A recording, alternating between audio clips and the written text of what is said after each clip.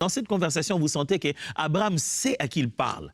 Il sait qu'il parle à un grand Dieu qui peut arrêter cette conversation quand il veut.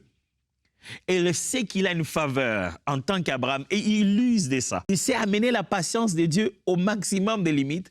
Et ce que j'ai, c'est qu'à aucun moment Dieu ne se fâche. Abraham dit, Seigneur, ne te fâche pas. Je voulais juste vérifier. Et s'ils étaient 30? Dieu dit, non, s'ils sont 30, c'est bon, je vais... Il dit, Seigneur, encore un petit... Tu sais, tu es Dieu, ne te fâche pas. Et s'il y en avait 20? Dieu dit, non, je ne frapperai pas la ville à cause de ce 20-là. Il dit, Seigneur, une petite dernière chose. Je vais parler juste après, je ne parle plus. Waouh, quelle aisance de conversation. Ça veut dire que tu connais qui tu es pour parler comme ça avec Dieu. Toi, tu as ces genres de conversations-là avec Dieu. Être un intercesseur, c'est de faire profiter aux autres nos propres dimensions spirituelles.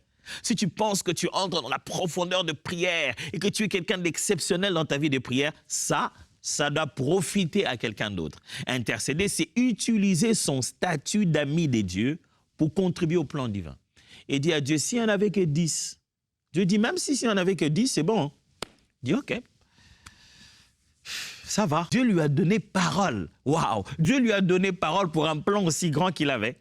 Au point que quand il arrive, il se rend compte que non, ça n'a même pas pu atteindre 10. Il va prendre juste Lot et ses enfants et sa femme. Il dit donc, je les fais sortir d'ici. Il a compris le souci d'Abraham. Ce n'était pas seulement 10 ou 20.